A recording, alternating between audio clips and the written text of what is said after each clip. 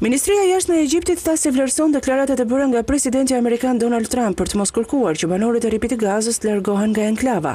Një ditë më parë, Trump tha se askush nuk po të bën ndonjë palestinez nga Gaza, ndërsa ju përgjigj pyetjes së një gazetari për këtë çështje gjatë një takimi në shtëpinë e bardhë me kryeministrin irlandez Michel Martin.